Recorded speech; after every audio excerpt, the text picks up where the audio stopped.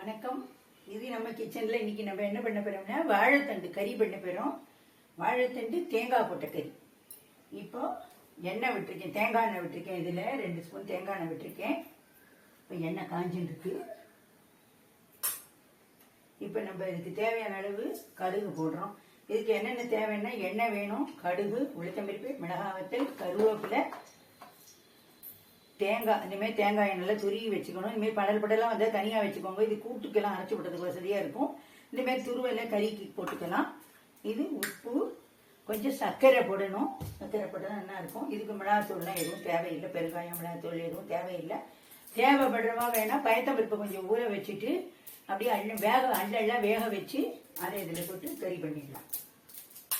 அதே தான் வாழைத்தண்டுக்கு. நான் இப்போ பயத்தம்பருப்பெல்லாம் போடலை, வாழைத்தண்டு தேங்காயும் தான் போட போகிறேன். இப்போ கடுகு வெடிச்சு கொடுத்து உளுத்தம்பருப்பை போட்டுட்டேன், 2 மிளகாய் வத்தலையும் போட்டுட்டேன், அந்த கருவேப்பிலையும் போடுவோம். கருவேப்பிலை வெடிக்கிறது, உளுத்தம்பருப்பு சவக்கணும்.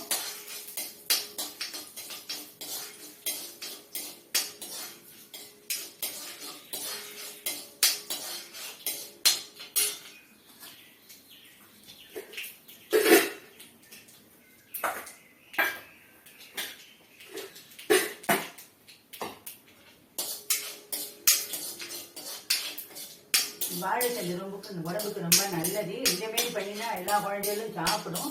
இதுக்கு மஞ்சத்தூள்லாம் போட வேண்டாம். வாழைத்தண்டு பொடிப்படியாக நறுக்கி தண்ணி விட்டு மோர் விட்டு இது வேக வச்சு வடிகட்டி வச்சுட்டு இருக்கேன். இப்போ இதில் 2 தாளிக்கிறேன். அதை இப்படி போட்டு ஈரம் வடிச்சிட்டு போடணும். இதை போட்டு வறுபட்ட உடனே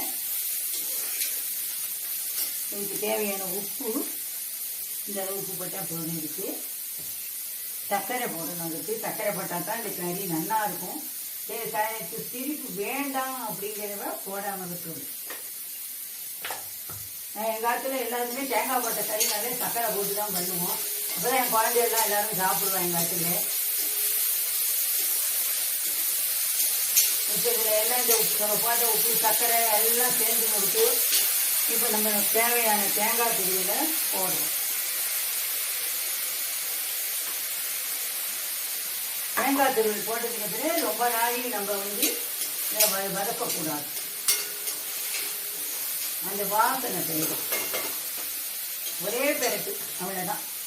அதை இறக்கிட்டு இதை அப்படியே தள்ளி வச்சுட்டு மாற்றிட வேண்டியதுதான்.